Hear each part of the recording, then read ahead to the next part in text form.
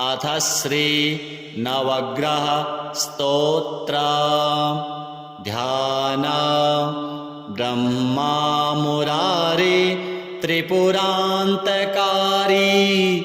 भानुः शशि भूमिसुतो बुधश्च, गुरुश्च शुक्र शनिराहुकेतवः। सर्वे ग्रहा शान्तिकरा भवन्तु। नवग्रहेभ्यो नमः। स्तोत्र। जपाकुसुमसङ्काशं काश्यपेयं महद्युतिं, तमोरिं सर्वपापघ्नं प्रणतोऽस्मि दिवाकरं। दधिशङ्खतुषाराभं क्षीरोदार्णवसम्भवं, नमामि शशिनं सोमं शम्भोर्मुकुटभूषणं। धरणीगर्भसम्भूतं विद्युत्कान्तिसमप्रभं, कुमारं शक्तिहस्तं तं मङ्गलं प्रणमाम्यहं। प्रियङ्गुकलिकाश्यामं रूपेण प्रतिमं बुधं, सौम्यं सौम्यगुणोपेतं तं बुधं प्रणमाम्यहं। देवानां च ऋषीणां च गुरुं काञ्चनसन्निभं, बुद्धिभूतं त्रिलोकेशं तं नमामि बृहस्पतिं।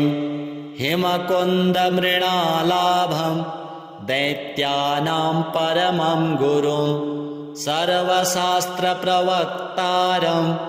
भार्गवं प्रणमाम्यहं। नीलाञ्जनसमाभासं रविपुत्रं यमाग्रजं, छायामार्तण्डसम्भूतं तं नमामि शनैश्चरम्। अर्धकायं महावीर्यं चन्द्रादित्यविमर्दनं, सिंहिकागर्भसम्भूतं तं राहुं प्रणमाम्यहं। पलाशपुष्पसङ्काशं तारकाग्रहमस्तकं, रौद्रं रौद्रात्मकं घोरं तं केतुं प्रणमाम्यहम्। इति व्यासमुखोद्गीतं यः पठेत् सुसमाहितः, दिवा वा यदि वा रात्रौ विघ्नशान्तिर्भविष्यति। नरनारी नृपाणां च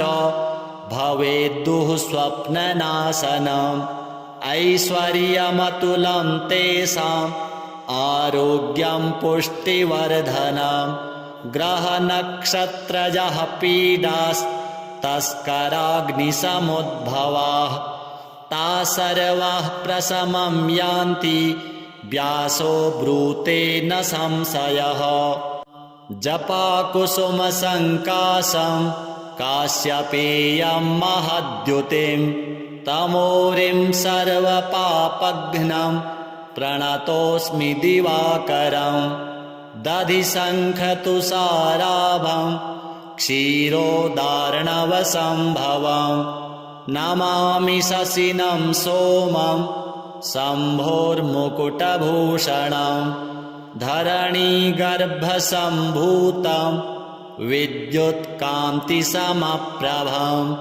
कुमारं शक्तिहस्तं तं मङ्गलं प्रणमाम्यहं। प्रियङ्गुकलिकाश्यामं रूपेण प्रतिमं बुधं, सौम्यं सौम्यगुणोपेतं तं बुधं प्रणमाम्यहं। देवानां च ऋषीणां च गुरुं काञ्चनसन्निभं, बुद्धिभूतं त्रिलोकेशं तं नमामि बृहस्पतिं। हिमकुन्दमृणालाभं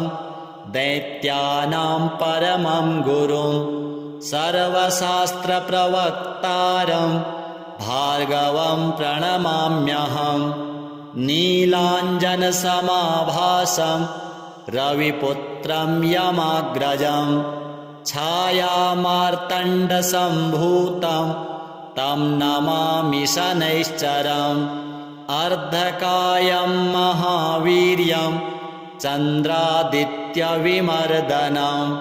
सिंहिकागर्भसम्भूतं तं राहुं प्रणमाम्यहम् पलाशपुष्पसङ्काशं तारकाग्रहमस्तकं रौद्रं रौद्रात्मकं घोरं तं केतुं प्रणमाम्यहम् इति व्यासमुखोद्गीतं यः पठेत् सुसमाहितः दिवा वा यदि वा रात्रौ विघ्नशान्तिर्भविष्यति नरनारी नृपाणां च भवेद्दुः स्वप्ननाशनम् ऐश्वर्यमतुलं तेषाम् आरोग्यं पुष्टिवर्धनम् ग्रहनक्षत्रजः पीडास्तस्कराग्निसमुद्भवाः ताः सर्वाः प्रशमं यान्ति व्यासो ब्रूते न संशयः जपाकुसुमसङ्काशं काश्यपेयं महद्युतिं तमोरिं सर्वपापघ्नं प्रणतोऽस्मि दिवाकरम् दधिशङ्खतुषाराभं क्षीरोदार्णवसम्भवं नमामि शशिनं सोमं शम्भोर्मुकुटभूषणं धरणीगर्भसम्भूतं विद्युत्कान्तिसमप्रभं कुमारं शक्तिहस्तं तं मङ्गलं प्रणमाम्यहम् प्रियङ्गुकलिकाश्यामं रूपेण प्रतिमं बुधं सौम्यं सौम्यगुणोपेतं तं बुधं प्रणमाम्यहम् देवानां च ऋषीणां च गुरुं काञ्चनसन्निभं बुद्धिभूतं त्रिलोकेशं तं नमामि बृहस्पतिं हिमकुन्दमृणालाभं दैत्यानां परमं गुरुं सर्वशास्त्रप्रवक्तारं भार्गवं प्रणमाम्यहम् नीलाञ्जनसमाभासं रविपुत्रं यमाग्रजं छायामार्तण्डसम्भूतं तं नमामि शनैश्चरम् अर्धकायं महावीर्यं चन्द्रादित्यविमर्दनं सिंहिकागर्भसम्भूतं तं राहुं प्रणमाम्यहम् पलाशपुष्पसङ्काशं तारकाग्रहमस्तकं रौद्रं रौद्रात्मकं घोरं तं केतुं प्रणमाम्यहम् इति व्यासमुखोद्गीतं यः पठेत् सुसमाहितः दिवा वा यदि वा रात्रौ विघ्नशान्तिर्भविष्यति नरनारी नृपाणां च भवेद्दुः स्वप्ननाशनम् ऐश्वर्यमतुलं तेषाम् आरोग्यं पुष्टिवर्धनम् ग्रहनक्षत्रजः पीडास्तस्कराग्निसमुद्भवाः ताः सर्वाः प्रशमं यान्ति व्यासो ब्रूते न संशयः जपाकुसुमसङ्काशं काश्यपेयं महद्युतिं तमोरिं सर्वपापघ्नं प्रणतोऽस्मि दिवाकरम् दधिशङ्खतुषाराभं क्षीरोदार्णवसम्भवं नमामि शशिनं सोमं शम्भोर्मुकुटभूषणं धरणीगर्भसम्भूतं विद्युत्कान्तिसमप्रभं कुमारं शक्तिहस्तं तं मङ्गलं प्रणमाम्यहम् प्रियङ्गुकलिकाश्यामं रूपेण प्रतिमं बुधं सौम्यं सौम्यगुणोपेतं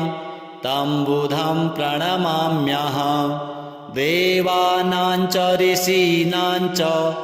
गुरुं काञ्चनसन्निभं बुद्धिभूतं त्रिलोकेशं तं नमामि बृहस्पतिं हिमकुन्दमृणालाभं दैत्यानां परमं गुरुं सर्वशास्त्रप्रवक्तारं भार्गवं प्रणमाम्यहं नीलाञ्जनसमाभासं रविपुत्रं यमाग्रजं छायामार्तण्डसम्भूतं तं नमामि शनैश्चरम् अर्धकायं महावीर्यं चन्द्रादित्यविमर्दनं सिंहिकागर्भसम्भूतं तं राहुं प्रणमाम्यहं पलाशपुष्पसङ्काशं तारकाग्रहमस्तकं रौद्रं रौद्रात्मकं घोरं तं केतुं प्रणमाम्यहम् इति व्यासमुखोद्गीतं यः पठेत् सुसमाहितः दिवा वा यदि वा रात्रौ विघ्नशान्तिर्भविष्यति नरनारी नृपाणां च भवेद्दुः स्वप्ननाशनम् ऐश्वर्यमतुलं तेषाम् आरोग्यं पुष्टिवर्धनम् ग्रहनक्षत्रजः पीडास्तस्कराग्निसमुद्भवाः ता सर्वाः प्रशमं यान्ति व्यासो ब्रूते न संशयः जपाकुसुमसङ्काशं काश्यपेयं महद्युतिं तमोरिं सर्वपापघ्नं प्रणतोऽस्मि दिवाकरम् दधिशङ्खतुषाराभं क्षीरोदार्णवसम्भवं नमामि शशिनं सोमं शम्भोर्मुकुटभूषणं धरणीगर्भसम्भूतं विद्युत्कान्तिसमप्रभं कुमारं शक्तिहस्तं तं मङ्गलं प्रणमाम्यहम् प्रियङ्गुकलिकाश्यामं रूपेणाप्रतिमं बुधं सौम्यं सौम्यगुणोपेतं तं बुधं प्रणमाम्यहं देवानां च ऋषीणां च गुरुं काञ्चनसन्निभं बुद्धिभूतं त्रिलोकेशं तं नमामि बृहस्पतिं हिमकुन्दमृणालाभं दैत्यानां परमं गुरुं सर्वशास्त्रप्रवक्तारं भार्गवं प्रणमाम्यहं नीलाञ्जनसमाभासं रविपुत्रं यमाग्रजं छायामार्तण्डसम्भूतं तं नमामि शनैश्चरम् अर्धकायं महावीर्यं चन्द्रादित्यविमर्दनं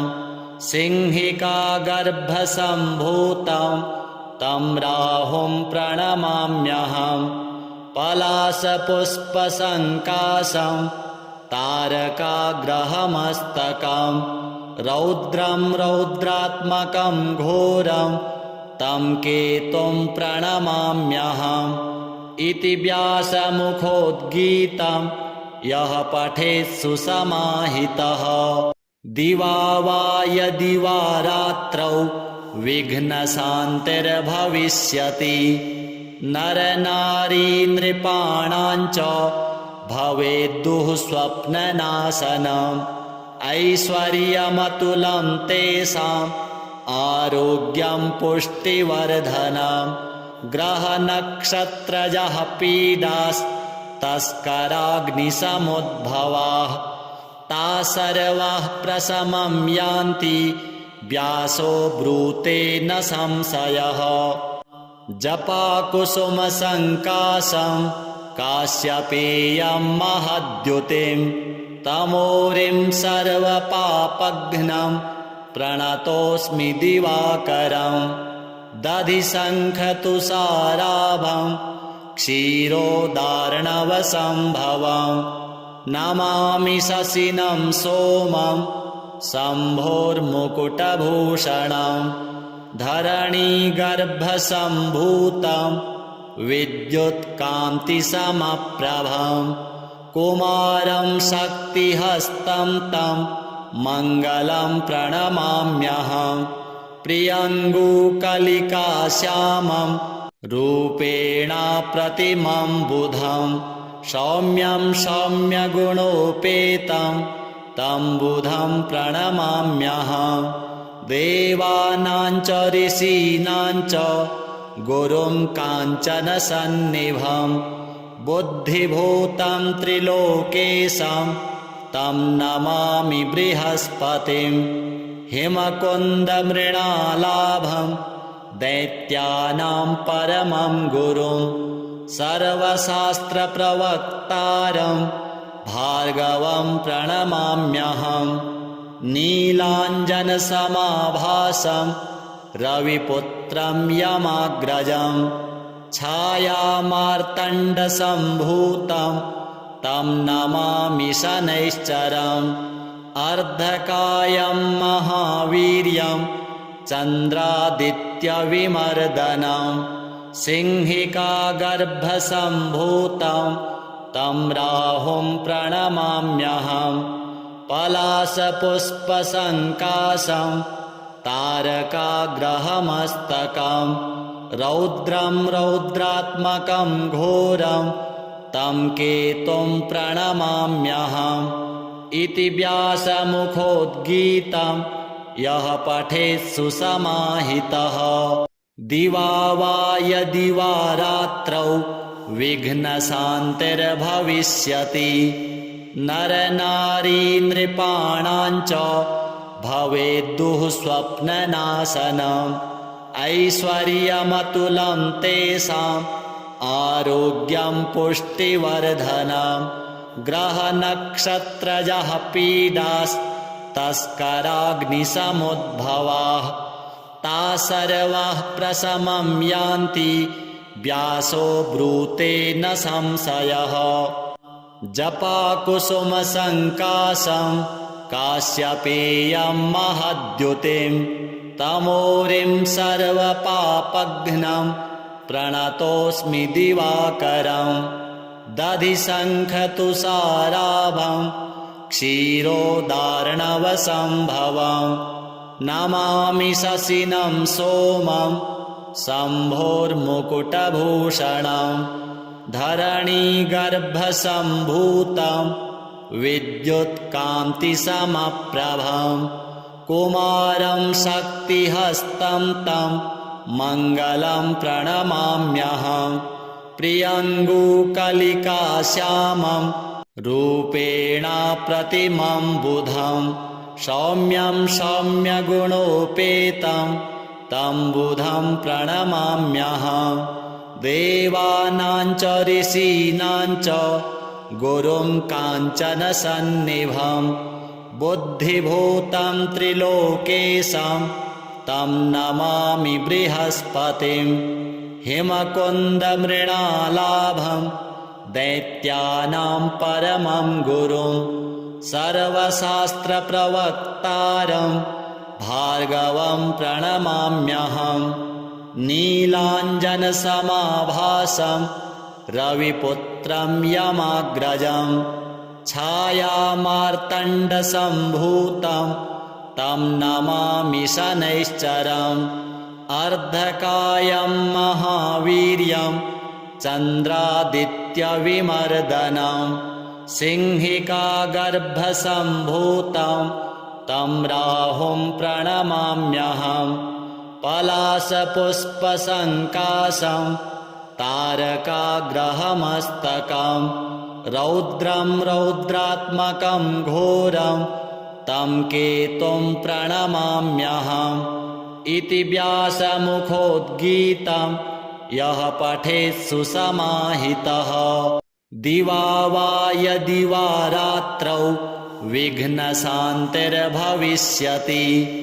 नरनारी नृपाणाञ्च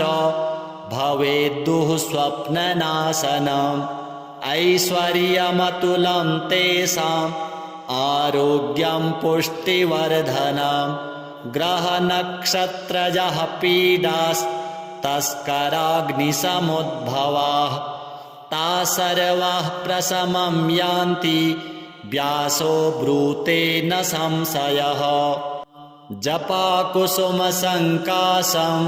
काश्यपेयं महद्युतिं तमोरिं सर्वपापघ्नं प्रणतोऽस्मि दिवाकरं दधिशङ्खतुषाराभं क्षीरोदार्णवसम्भवं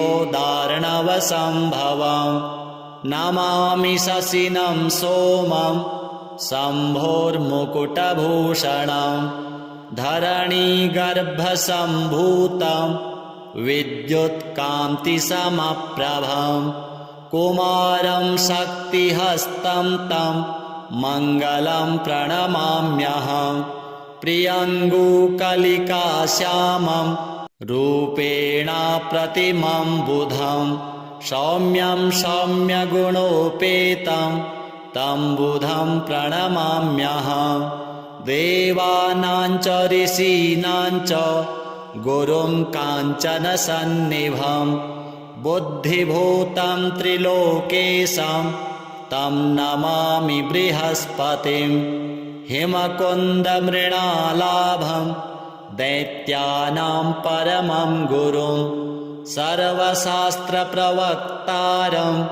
भार्गवं प्रणमाम्यहं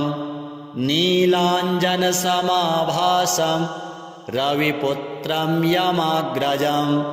छायामार्तण्डसम्भूतं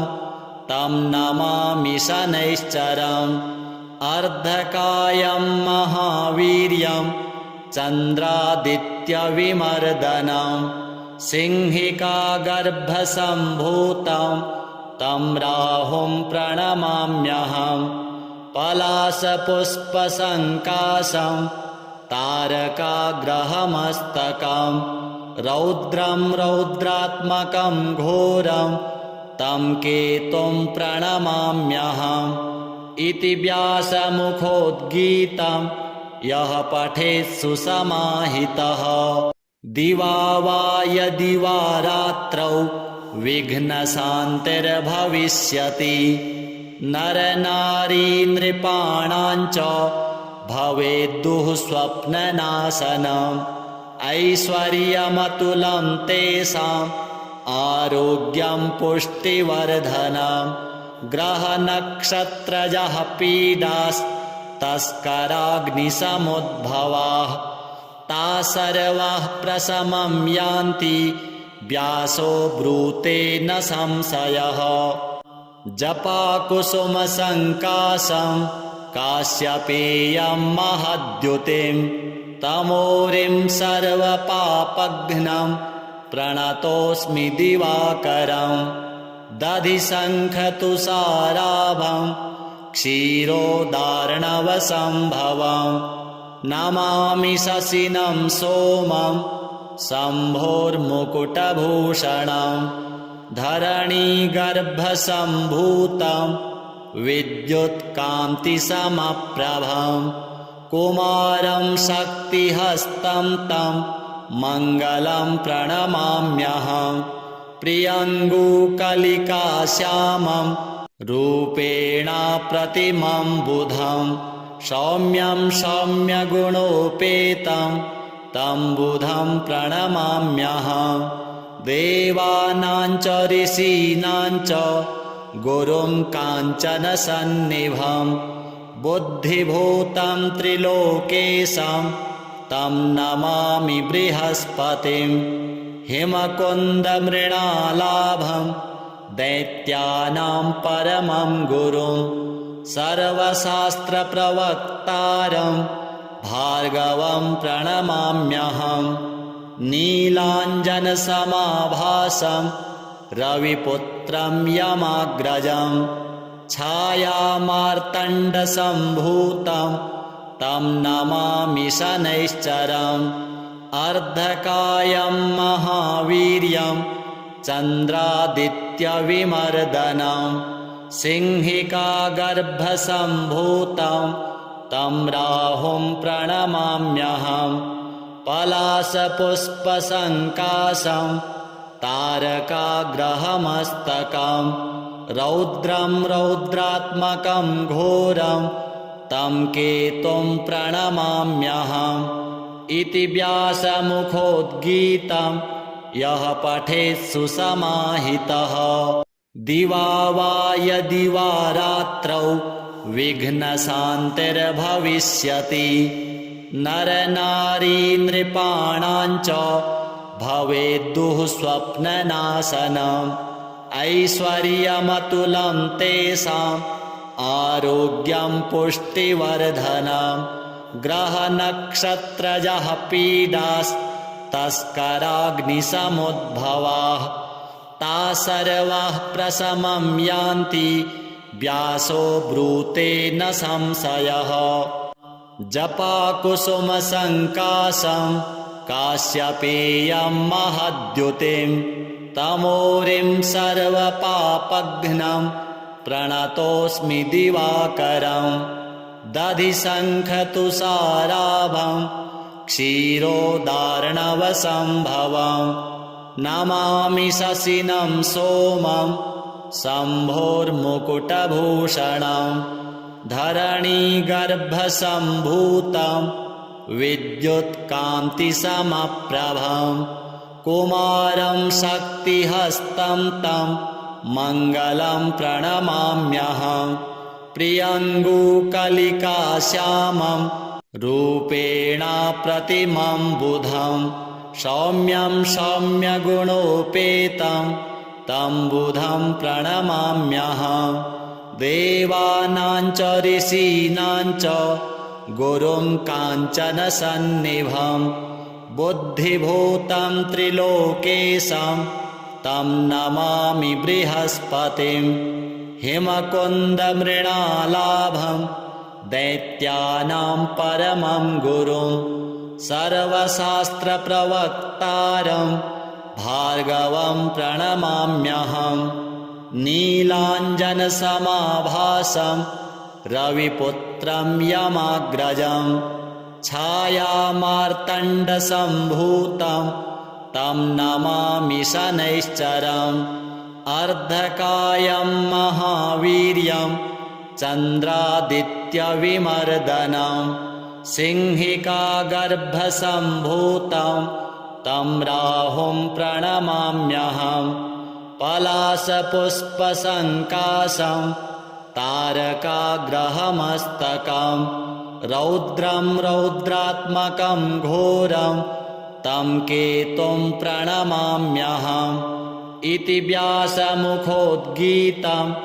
यः पठेत् सुसमाहितः दिवा वा यदि वा रात्रौ विघ्नशान्तिर्भविष्यति नरनारी नृपाणां च भवेद्दुः स्वप्ननाशनम् ऐश्वर्यमतुलं तेषाम्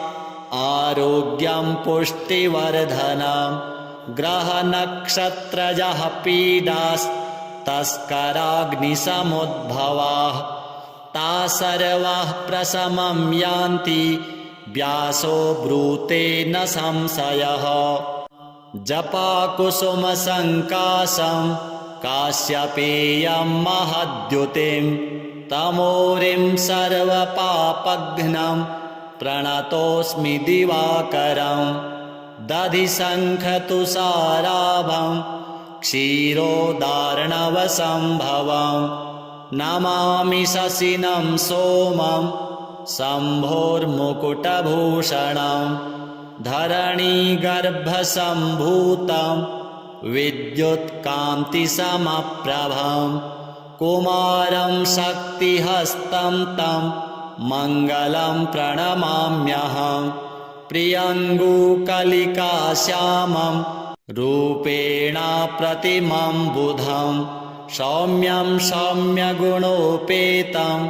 तं बुधं प्रणमाम्यहं देवानां च ऋषीणां च गुरुं काञ्चनसन्निभं बुद्धिभूतं त्रिलोकेशं तं नमामि बृहस्पतिं हिमकुन्दमृणालाभं दैत्यानां परमं गुरुं सर्वशास्त्रप्रवक्तारं भार्गवं प्रणमाम्यहं नीलाञ्जनसमाभासं रविपुत्रं यमाग्रजं छायामार्तण्डसम्भूतं तं नमामि शनैश्चरम् अर्धकायं महावीर्यं चन्द्रादित्यविमर्दनं सिंहिकागर्भसम्भूतं तं राहुं प्रणमाम्यहं पलाशपुष्पसङ्काशं तारकाग्रहमस्तकं रौद्रं रौद्रात्मकं घोरं तं केतुं प्रणमाम्यहम् इति व्यासमुखोद्गीतं यः पठेत् सुसमाहितः दिवा वा यदि वा रात्रौ विघ्नशान्तिर्भविष्यति नरनारी नृपाणां च भवेद्दुः स्वप्ननाशनम् ऐश्वर्यमतुलं तेषाम् आरोग्यं पुष्टिवर्धनम् ग्रहनक्षत्रजः पीडास्तस्कराग्निसमुद्भवाः ता सर्वाः प्रशमं यान्ति व्यासो ब्रूते न संशयः। जय जय श्री वेद व्यास विरचितम् आदित्यादि नवग्रहस्तोत्रम् 11 आवृत्तिपूर्वकं सम्पूर्णं श्री नवग्रह देवार्पणमस्तु।